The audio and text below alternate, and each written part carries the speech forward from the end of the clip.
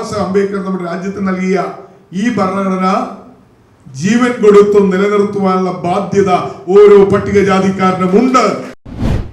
ആ തൊഴിൽ സുരക്ഷിതത്വവും അതിന് മിനിമം കൂലിയും ഉൾപ്പെടെയുള്ള കാര്യങ്ങൾ ഉറപ്പാക്കിയത് ബാബാസാഹേബ് അംബേദ്കർ ആയിരുന്നു.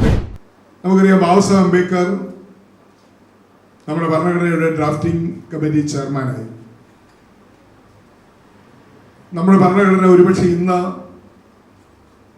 ഇത്രയും ബലിഷ്ഠമായ ഒരു ഭരണഘടന രാജ്യത്തിൻ്റെ സാമൂഹികവും സാമ്പത്തികവുമായ എല്ലാ സാഹചര്യങ്ങളും കണക്കിലെടുത്തുകൊണ്ട് രാജ്യത്തിന് സമർപ്പിക്കപ്പെട്ട ഈ ഇന്ത്യൻ ഭരണഘടന 75 വർഷം പിന്നിടുമ്പോഴും വളരെ സുദൃഢമായി നമ്മുടെ രാജ്യത്തിൻ്റെ ഭരണഘടന നിലനിൽക്കുന്നു എന്നത് വളരെയധികം ശ്ലാഘനീയമാണ്. അത് നമ്മൾ ഓർക്കുന്നത് മഹാനായ ബാബാസാഹേബ് അംബേദ്കറുടെ മികച്ച സംഭാവനകളാണ്. ഒരുപക്ഷെ അദ്ദേഹം ചെയർമാനായിരുന്നത് കൊണ്ടാണ്, ഡ്രാഫ്റ്റിംഗ് കമ്മിറ്റി ചെയർമാനായിരുന്നത് കൊണ്ടാണ് ഇന്ത്യയിലെ എല്ലാ സാമൂഹ്യ വ്യവസ്ഥിതികളെയും പരിഗണിച്ചുകൊണ്ടുള്ള ഒരു ഭരണഘടന തയ്യാറാക്കി. ആ ഭരണഘടന 75 വർഷമായി സുദൃഢമായി മുന്നോട്ട് പോവുകയാണ്.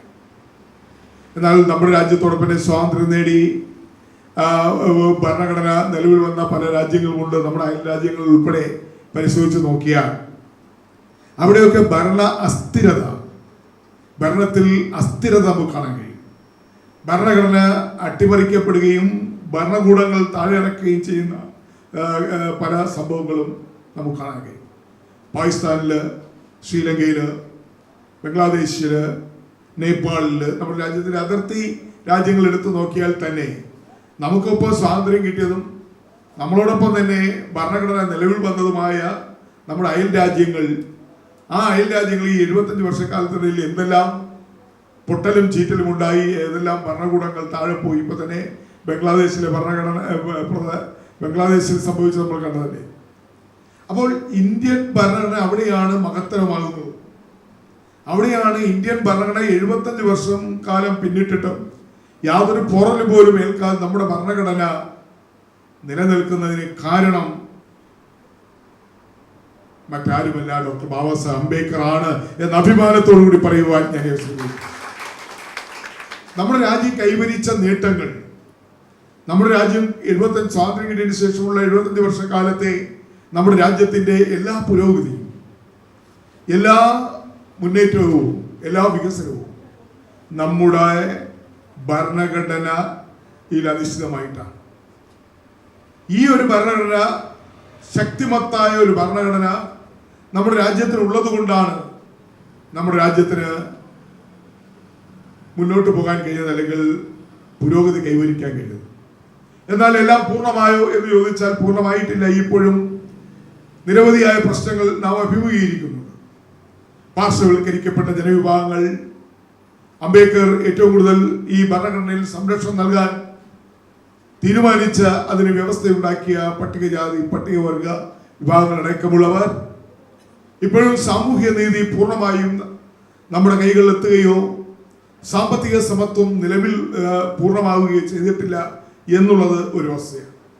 എങ്കിലും നമുക്ക് ഉദ്യോഗങ്ങളിൽ സംവരണം, ജനാധിപത്യ വേദികളിൽ നമുക്ക് സംവരണം, വിദ്യാഭ്യാസ സ്ഥാപനങ്ങളിൽ നമുക്ക് സംവരണം ഉൾപ്പെടെയുള്ള അവകാശങ്ങൾ നമ്മൾ ഇന്ന് അനുഭവിക്കുന്നതിന് കാരണം ഇന്ത്യൻ ഭരണഘടന തന്നെയാണ് എന്നുള്ള കാര്യത്തിൽ ഒരു സംശയമില്ല. അതുകൊണ്ട് ഈ ഭരണഘടന സംരക്ഷിക്കുവാനുള്ള ഏറ്റവും വലിയ ഉത്തരവാദിത്വം ഇന്ത്യ രാജ്യത്തെ അധസ്ഥിത ജനവിഭാഗങ്ങൾക്കാണ്, പട്ടികജാതി പട്ടികവർഗ ജനവിഭാഗങ്ങൾക്കാണ് എന്ന് പറയുവാൻ ഞാൻ യോജിക്കുന്നു.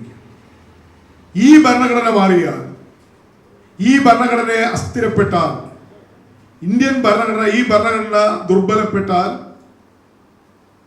അവിടെ ഏറ്റവും കൂടുതൽ നിരാകരിക്കപ്പെടുന്നവർ, അവിടെ ഏറ്റവും കൂടുതൽ അനീതി നേടേണ്ടി വരുന്നവർ മറ്റാരുമായിരിക്കില്ല, അത് ഈ രാജ്യത്തെ പട്ടികജാതി പട്ടികവർഗ വിഭാഗമായിരിക്കും എന്നുള്ള കാര്യത്തിൽ സംശയമില്ല. അതുകൊണ്ട് നമ്മുടെ ഭരണഘടന പലതരത്തിലുള്ള വെല്ലുവിളികൾ നേരിടുമ്പോൾ ആ വെല്ലുവിളികളെ അതിജീവിക്കുവാനും ഈ ഭരണഘടന ബാബാ സാഹേബ് അംബേദ്കർ നമ്മുടെ രാജ്യത്തിന് നൽകിയ ഈ ഭരണഘടന ജീവൻ കൊടുത്തും നിലനിർത്തുവാനുള്ള ബാധ്യത ഓരോ പട്ടികജാതിക്കാരനും ഉണ്ട് എന്ന് പറയുവാൻ ഞാൻ യോജിക്കുന്നു. ഞാൻ പറഞ്ഞു പോയാൽ ഭരണഘടന ആരംഭം മുതൽ ഡ്രാഫ്റ്റിംഗ് കമ്മിറ്റിയിൽ നടന്ന വിവാദങ്ങൾ, സംവാദങ്ങൾ, വിമർശനങ്ങൾ ഉൾപ്പെടെയുള്ള ഒരുപാട് കാര്യങ്ങൾ, ഇതുവരെയുള്ള കാര്യങ്ങളിലേക്ക് ചർച്ചയിലേക്ക് പോയാൽ ഉടനെ ഒന്നും പ്രസംഗം അവസാനിപ്പിക്കാൻ പറ്റത്തില്ല. അതുകൊണ്ട് ഞാൻ പ്രധാനപ്പെട്ട കാതലായ ഭാഗങ്ങൾ മാത്രമേ, അല്ലെങ്കിൽ ഇന്നത്തെ കാലഘട്ടത്തിൽ നാം ചിന്തിക്കേണ്ട കാര്യങ്ങൾ മാത്രമേ ഞാൻ പറയുന്നുള്ളൂ. അല്ലെങ്കിൽ ഭരണഘടനയുടെ ആരംഭം മുതൽ, അല്ലെങ്കിൽ അതിൻ്റെ ഡ്രാഫ്റ്റിംഗ് കമ്മിറ്റി നടന്ന ചർച്ചകളും വിവാദങ്ങളും സംവാദങ്ങളും മുതൽ ഇങ്ങോട്ട് ഭരണഘടനയുടെ ഓരോ വശങ്ങളെ കുറിച്ച് പറഞ്ഞാൽ 1 മണിക്കൂർ, 2 മണിക്കൂറോ 3 മണിക്കൂറോ കൊണ്ടൊന്നും തീരാൻ കഴിയാത്ത തരത്തിലുള്ള ഒരുപാട് സാഹചര്യങ്ങളും ഒരുപാട് നേട്ടങ്ങളും കോട്ടങ്ങളും ഒരുപാട് ആ കാര്യം പറയേണ്ടി വരും. അതുകൊണ്ട് ഞാൻ അതിലേക്ക് കിടക്കും. ഇവിടെ ഇന്നത്തെ കാലഘട്ടം ഭരണഘടന ഉണ്ടായ 75 വർഷങ്ങൾക്ക് മുമ്പുള്ള ഒരു കാലഘട്ടമല്ല ഇന്ന് നമ്മുടെ ലോകമാകെ മാറിക്കൊണ്ടിരിക്കുകയാണ്, രാജ്യമാകെ മാറിക്കൊണ്ടിരിക്കുകയാണ്. നമ്മുടെ ജീവിതത്തിലും നമ്മുടെ എല്ലാ ജീവിതത്തിൽ എല്ലാം മാറ്റം ഉണ്ടായിക്കൊണ്ടിരിക്കുകയാണ്. നമ്മളൊരു ഡിജിറ്റൽ യുഗത്തിലാണ്, ആധുനിക സാങ്കേതിക വിദ്യയുടെ വിസ്ഫോടനങ്ങൾ നടക്കുന്ന ഒരു ലോകത്താണ് നമ്മൾ ജീവിക്കുന്നത്. ഇവിടെ എല്ലായിടത്തും മത്സരങ്ങളാണ്. കോമ്പറ്റീവായ ഒരു സമൂഹത്തിലാണ്, ഒരു സൊസൈറ്റിയിലാണ് നമ്മൾ ജീവിക്കുന്നത്. 75 വർഷങ്ങൾക്ക് മുമ്പ് ഈ ഭരണഘടന നിലവിൽ വരുന്ന ഒരു കാലഘട്ടത്തിൽ നമുക്ക് ഒരു സർക്കാർ ജോലി കിട്ടിയില്ലെങ്കിൽ, അല്ലെങ്കിൽ ഒരു തൊഴിൽ കിട്ടിയില്ലെങ്കിൽ നമുക്ക് ജീവിക്കാൻ നമ്മുടെ പരമ്പരാഗതമായ തൊഴിൽ സാഹചര്യങ്ങൾ ഉണ്ടായിരുന്നു. നമ്മുടെ പൂർവികന്മാർ നമുക്ക് മുമ്പേ കടന്നുപോയവർക്ക് ഒരുപക്ഷെ സർക്കാർ ജോലി കിട്ടിയില്ലെങ്കിലും അവർക്ക് അന്ന് തൊഴിലെടുത്ത് ജീവിക്കുവാനുള്ള അവസരം ഉണ്ടായി. ആ തൊഴിൽ സുരക്ഷിതത്വവും അതിന് മിനിമം കൂലിയും ഉൾപ്പെടെയുള്ള കാര്യങ്ങൾ ഉറപ്പാക്കിയത് ബാബാ സാഹേബ് അംബേദ്കർ ആയിരുന്നു. അദ്ദേഹം തൊഴിൽ വകുപ്പ് കൈകാര്യം ചെയ്തതാണ്. അദ്ദേഹം നിയമവകുപ്പിന്റെ മന്ത്രിയായിരുന്നു. തൊഴിൽ വകുപ്പ് മേഖലയിൽ ഒരുപാട് നിയമനിർമ്മാണങ്ങൾ കൊണ്ടുവന്നു. അതിന്റെ വിശദാംശങ്ങൾ ഞാൻ കിടക്കും.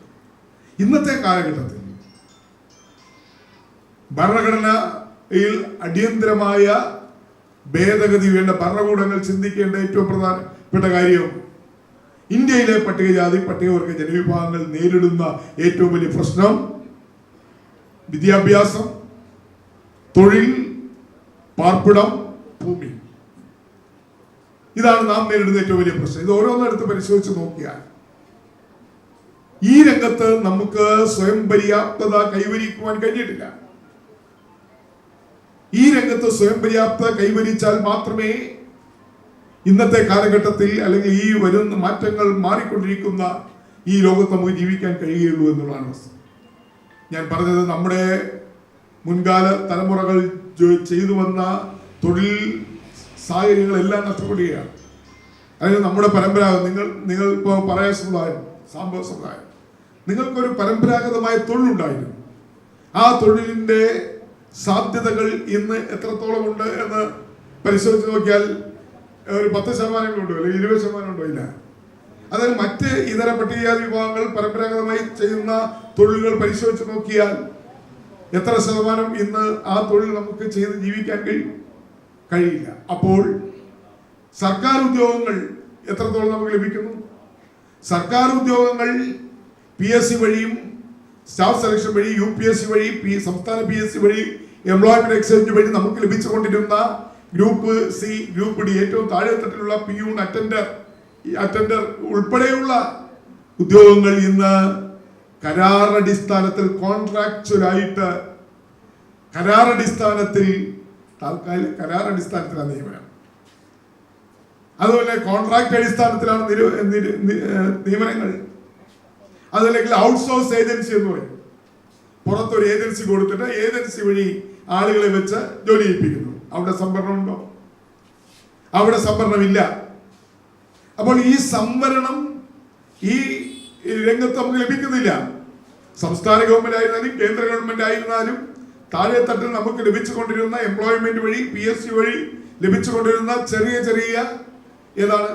ചെറിയ ജോലികൾ, അതാണ് peon, attender, part time sweeper. ഇതൊക്കെ ഇന്ന് ഇല്ലാതായിക്കൊണ്ടിരിക്കുകയാണ്. അതൊക്കെ അവിടെയൊക്കെ ഔട്ട്സോഴ്സ് ഏജൻസിയും കോൺട്രാക്ട് കരാർ അടിസ്ഥാനത്തിലുള്ള നിയമനങ്ങൾ നടക്കുന്നു. അവിടെ സംവരണം പാലിക്കപ്പെടുന്നില്ല എന്നുള്ളതാണ്. അതുപോലെ തന്നെ PSC അതുപോലുള്ള റിക്രൂട്ട്മെന്റുകൾ കൃത്യമായി നടക്കുന്നുണ്ടോ? ഇല്ല. വേക്കൻസികൾ കൃത്യമായി റിപ്പോർട്ട് ചെയ്യുന്നുണ്ടോ? ഇല്ല. കേന്ദ്ര സംസ്ഥാന ഗവൺമെന്റ് ഡിപ്പാർട്ട്മെന്റുകളിലുള്ള നിയമനങ്ങളിൽ കാലതാമസം ഉണ്ടാകുന്നു, സമയത്ത് റിക്രൂട്ട്മെന്റ് നടക്കുന്നു. ഇവിടെ പൊതുമേഖല അത് ഒന്നൊന്നായി അവിടുത്തെ സാധ്യതകൾ കുറയുമ്പോൾ സ്വകാര്യ മേഖല അതിശക്തമായി തഴച്ചു വളരുകയാണ്. സ്വകാര്യ മേഖല അതിശക്തമായി മുന്നോട്ട് വരുന്നു. അവിടെ തൊഴിൽ സാധ്യതകൾ ഇന്ന് പൊതുമേഖലയേക്കാൾ കൂടുതലുള്ളത് സ്വകാര്യ മേഖലയിലാണ്. IT രംഗത്തായിരുന്നാലും, അതുപോലെ വൻകിട വ്യവസായ മേഖലയിലായിരുന്നാലും, വൻകിട കോർപ്പറേറ്റുകൾ സ്ഥാപനങ്ങളായിരുന്നാലും അവിടെയാണ് 1000 പേര്, 2000 പേര്, 3000 പേര്, 5000 പേരൊക്കെ തൊഴിലെടുക്കുന്നത്. അങ്ങനെ തൊഴിലെടുക്കുന്ന 5000 പേര്, 2000, 3000 പേര് തൊഴിലെടുക്കുന്ന ആ കോർപ്പറേറ്റ് കമ്പനികളിൽ, ആ വൻകിട വ്യവസായ സ്ഥാപനങ്ങളിൽ, ആ അത്തരത്തിലുള്ള സ്വകാര്യ വ്യവസായ സംരംഭങ്ങളിൽ നമുക്ക് കടന്നു ചെല്ലാൻ കഴിയുമോ? അവിടെ നമുക്ക് സംവരണമുണ്ടോ? അവിടെ യോഗ്യത പറഞ്ഞും അതോടൊപ്പം തന്നെ പേഴ്സണാലിറ്റി പറഞ്ഞുമാണ് അത്തരം സ്വകാര്യ കമ്പനികളിൽ നിയമനങ്ങൾ നടക്കുന്നത്. അവിടെ നമ്മളെ പ്രവേശിപ്പിക്കുമോ? അതിന്റെ പടിവാതിക്കൽ നമുക്ക് ചെല്ലാൻ കഴിയുമോ? അപ്പോൾ അതിസ്ഫോടനകമായ ഒരു സാഹചര്യത്തിലേക്ക് നാം നീങ്ങിക്കൊണ്ടിരിക്കുകയാണ്. അതാണ് നമ്മൾ ഡിമാൻഡ് ചെയ്യുന്നത്. എന്താണ് നമ്മൾ പറയുന്നു? കാസ്റ്റ് സെൻസസ് നടത്തേണ്ട ആ കാലം കഴിഞ്ഞിരിക്കുന്നു. കാസ്റ്റ് സെൻസസ് നടത്തണം. കേന്ദ്ര സംസ്ഥാന ഗവൺമെന്റുകളിൽ നമുക്ക് ലഭിക്കേണ്ട അർഹമായ പ്രാതിനിധ്യം എത്രത്തോളം ലഭിച്ചു, അതിൽ നമ്മുടെ ജനസംഖ്യ എത്രത്തോളമാണ് ഉള്ളത് എന്നതിനെ ഇപ്പോൾ നമ്മളൊരു അനിശ്ചിതത്വം, ഒരു അൺസർട്ടനിറ്റി നിലനിൽക്കുകയാണ്. നമ്മുടെ ജനസംഖ്യ എത്രയാണ്, നമുക്ക് ആ ജനസംഖ്യയുടെ ആനുപാതികമായി നമുക്ക് ലഭിക്കേണ്ട ആനുകൂല്യങ്ങളെ സംബന്ധിച്ച് ഇപ്പോഴൊരു അൺസർട്ടനിറ്റി നിലനിൽക്കുകയാണ്. ഏറ്റവും ഒടുവിൽ 2014 നടന്ന സെൻസസിന് ശേഷം നമ്മുടെ രാജ്യത്ത് സെൻസസ് ഉണ്ടായില്ല. ജാതി സെൻസസ് നടന്നാൽ മാത്രമേ പട്ടികജാതിക്കാരും പട്ടികവർഗക്കാരും എത്ര ശതമാനമുണ്ട്, പിന്നോക്കക്കാർ എത്രയുണ്ട്, മുന്നോക്കക്കാർ എത്രയുണ്ട്, മറ്റ് വിഭാഗങ്ങൾ എത്രയുണ്ട് നമുക്ക് മനസ്സിലാക്കാൻ കഴിയുള്ളൂ. പക്ഷേ കാലാകാലങ്ങൾ നടക്കേണ്ട കാസ്റ്റ് സെൻസസ് നടക്കുന്നില്ല. അതുകൊണ്ടാണ് ഇന്ന് കാസ്റ്റ് സെൻസസ് നടത്തണം എന്ന ആവശ്യം നമ്മൾ ഉന്നയിക്കുന്നത്. മാത്രവുമല്ല, പ്രൈവറ്റ് സെക്ടറിൽ അല്ലെങ്കിൽ സ്വകാര്യ മേഖലയിലും സംവരണം വേണം എന്ന് നമ്മൾ ആവശ്യപ്പെടുന്നത് അതുകൊണ്ടാണ്. സ്വകാര്യ മേഖലയിൽ സംവരണം വേണം എന്ന് ആവശ്യപ്പെടുന്നത് എന്തുകൊണ്ടാണ്? സ്വകാര്യ മേഖലയിൽ കൂടി നമുക്ക് ഓപ്പർച്യൂണിറ്റി, നമുക്ക് അവസരം ലഭിച്ചില്ലെങ്കിൽ നമ്മുടെ മക്കൾ, ഇനി കടന്നു വരുന്ന നമ്മുടെ കുട്ടികൾ, അവർ സർക്കാർ ജോലി ഇല്ലെങ്കിലും, സർക്കാർ ജോലി കിട്ടിയില്ലെങ്കിലും അത് അവൻ്റെ അച്ഛൻ്റെ ജോലി, അമ്മയുടെ ജോലി, അല്ലെങ്കിൽ അപ്പൂപ്പൻ ചെയ്യുന്ന ജോലി അങ്ങ് ചെയ്ത് ജീവിച്ചോളൂ എന്നുള്ള പണ്ട് നമ്മുടെയൊക്കെ ഒരു ചിന്താഗതി ഉണ്ടായിരുന്നില്ലേ? ഉണ്ടായിരുന്നു. പക്ഷെ ഇന്ന് അത് പറയാൻ പറ്റുമോ? ഇന്ന് അങ്ങനെ ചിന്തിക്കാൻ പറ്റുമോ? ആ തൊഴിലുണ്ടോ? ആ തൊഴിലവസരങ്ങൾ ഉണ്ടോ? അതെല്ലാം ഒരു മരീചികയായി അല്ലെങ്കിൽ ഒരു ഓർമ്മയായി മാറിക്കൊണ്ടിരിക്കുമ്പോൾ നമ്മുടെ യോഗ്യതയ്ക്കനുസരിച്ചുള്ള ജോലി ഗവൺമെന്റ് സർവീസിലും സ്വകാര്യ സംരംഭങ്ങളിലും നമുക്ക് ലഭിക്കണം. അപ്പൊ